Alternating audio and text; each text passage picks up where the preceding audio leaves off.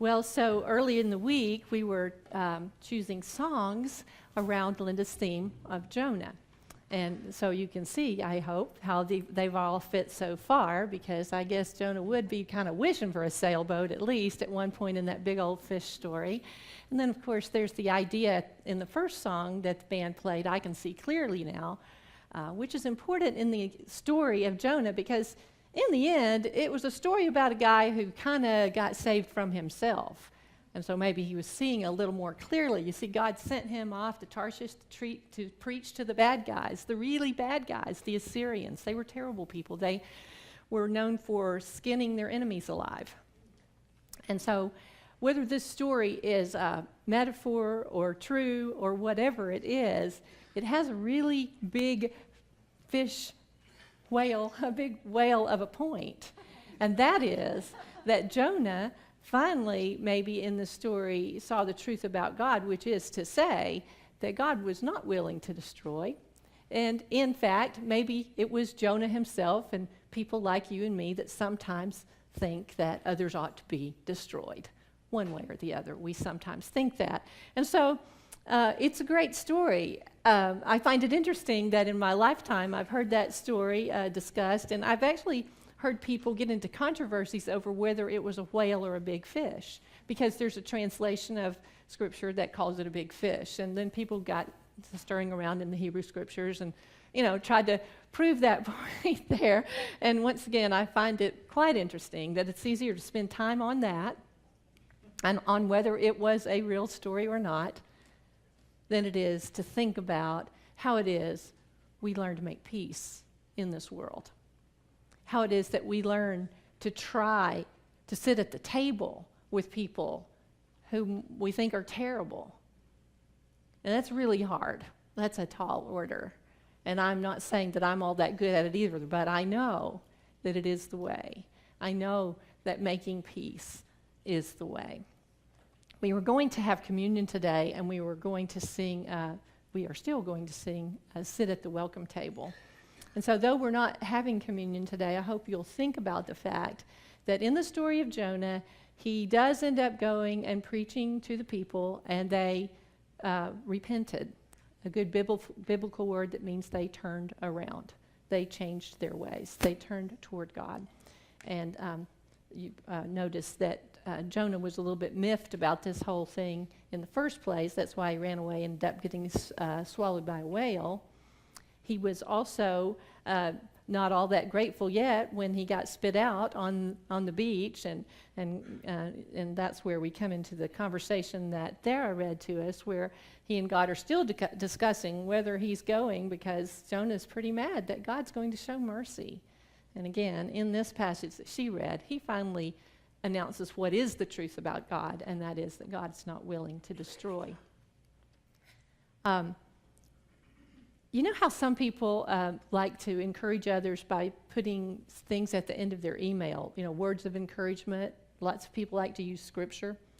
Well, also, because I've spent my life studying the Bible and hanging out with religious people, sometimes we get a little silly thinking about that. So me and some colleagues were sitting around one day talking about what Scripture could we put at the end of an email that nobody would believe.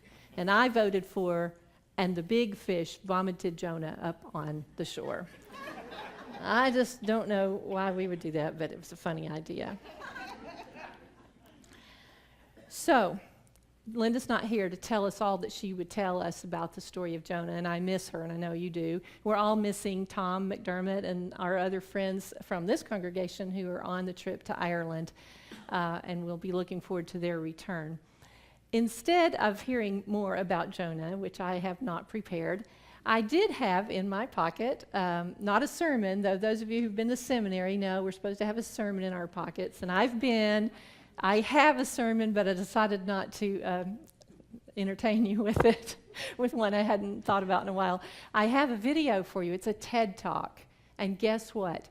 It just happens to be about how we can face the future without fear. And it will be done when we learn more about making peace and accepting others. It's by Rabbi Jonathan Sacks. I think you're going to love it. So I'll sit down and we'll start it. We may have to adjust the lights. I might need help with that.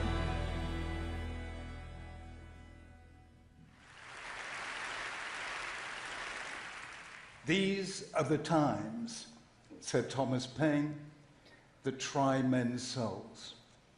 And they're trying ours now. This is a fateful moment in the history of the West. We've seen divisive elections and divided societies. We've seen a growth of extremism in politics and religion, all of it fueled by anxiety, uncertainty, and fear of a world that's changing almost faster than we can bear, and the sure knowledge that it's going to change faster still. I have a friend in Washington. I asked him, what was it like being in America during the recent presidential election? He said to me, well, it was like the man sitting on the deck of the Titanic with a glass of whiskey in his hand, and he's saying, I know I asked for ice.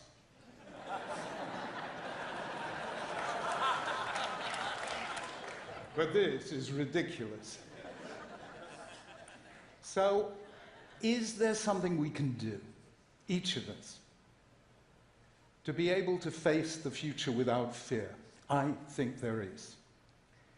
And one way into it is to see that perhaps the most simple way into a culture and into an age is to ask, what do people worship? People have worshipped so many different things: the sun, the stars, the storm.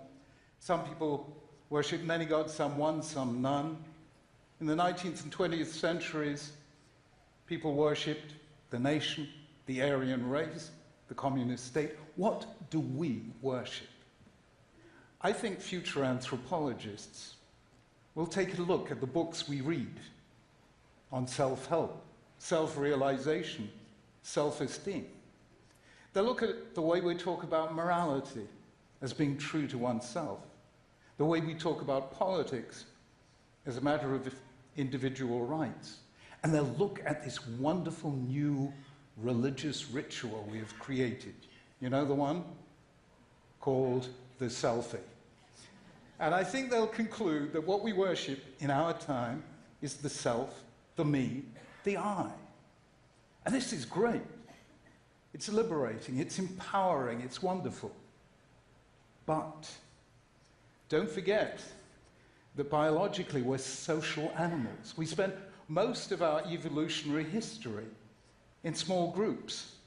We need those face-to-face interactions where we learn the choreography of altruism and where we create those spiritual goods like friendship and trust and loyalty and love that redeem our solitude. When we have too much of the I and too little of the we can find ourselves vulnerable, fearful, and alone. It was no accident that Sherry Turkle of MIT called the book she wrote on the impact of social media Alone Together. So I think the simplest way of safeguarding the future you is to strengthen the future us in 3 dimensions: the us of relationship, the us of identity, and the us of responsibility. So let me first take the us of relationship, and here, forgive me if I get personal. Once upon a time, a very long time ago, I was a 20-year-old undergraduate studying philosophy. I was into Nietzsche and Schopenhauer and Sartre and Camus. I was full of ontological uncertainty and existential angst. It was terrific. I was self-obsessed and thoroughly unpleasant to know, until one day I saw, across the courtyard, a girl who was everything that I wasn't. She radiated sunshine. She emanated joy. I found out her name was Elaine. We met, we talked, we married, and 47 years, 3 children and 8 grandchildren later, I can safely say, was the best decision I ever took in my life. because it's the people not like us that make us grow. And that is why I think we have to do just that. The trouble with Google filters, Facebook friends, and reading the news by narrowcasting rather than broadcasting means that we're surrounded almost entirely by people like us, whose views, whose opinions, whose prejudices even are just like ours. And Cass Sunstein of Harvard has shown that if we surround ourselves with people with the same views as us, we get more extreme. I think we need to renew those face-to-face encounters with the people not like us. I think we need to do that in order to realize that we can disagree strongly and yet still stay friends. It's in those face-to-face encounters that we discover that the people not like us are just people like us. And actually, every time we hold out the hand of friendship to somebody not like us, whose class or creed or color are different from ours, we heal one of the fractures of our wounded world. That is the us of relationship. Second is the us of identity. Let me give you a thought experiment. Have you been to Washington? Have you seen the memorials? Absolutely fascinating. There's the Lincoln Memorial. Gettysburg Address on one side, Second Inaugural on the other. You go to the Jefferson Memorial, screeds of text. Martin Luther King Memorial, more than a dozen quotes from his speeches. I didn't realize in America you read memorials. Now go to the equivalent in London in Parliament Square and you will see that the monument to David Lloyd George contains 3 words. David Lloyd George. Nelson Mandela gets 2, Churchill gets just 1, Churchill. Why the difference? I'll tell you why the difference. Because America was from the outset a nation of wave after wave of immigrants, so it had to create an identity, which it did by telling a story which you learnt at school, you read on memorials, and you heard repeated in presidential inaugural addresses. Britain, until recently, wasn't a nation of immigrants, so it could take identity for granted.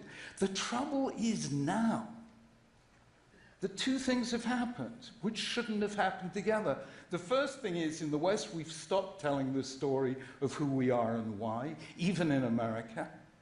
And at the same time, immigration is higher than it's ever been before. So when you tell the story and your identity is strong, you can welcome the stranger. But when you stop telling the story, your identity gets weak and you feel threatened by the stranger. And that's bad. I tell you, Jews have been scattered and dispersed and exiled for 2,000 years. We never lost our identity. Why? Because at least once a year on the festival of Passover, we told our story and we taught it to our children and we ate the unleavened bread of affliction and tasted the bitter herbs of slavery. So we never lost our identity. I think collectively we've got to get back to telling our story, who we are, where we came from, what ideals by which we live. And if that happens, we'll become strong enough to welcome the stranger and say, come and share our lives, share our stories, share our aspirations and dreams. That is the us of identity. And finally, the us of responsibility. Do you know something? My favorite phrase in all of politics, very American phrase, is we the people. Why we the people? Because it says that we all share collective responsibility for our collective future. And that's how things really are and should be. Have you noticed how magical thinking has taken over our politics? So we say, all you've got to do is elect this strong leader, and he or she will solve all our problems for us. Believe me, that is magical thinking. And then we get the extremes, the far right, the far left, the extreme religious and the extreme anti-religious, the far right dreaming of a golden age that never was, the far left dreaming of a utopia that never will be, and the religious and anti-religious equally convinced that all it takes is God or the absence of God to save us from ourselves. That too is magical thinking, because the only people who will save us from ourselves is we, the people, all of us together. And when we do that, and when we move from the politics of me to the politics of all of us together, we rediscover those beautiful, counterintuitive truths that a nation is strong when it cares for the weak, that it becomes rich when it cares for the poor, it becomes invulnerable when it cares about the vulnerable. That is what makes great nations.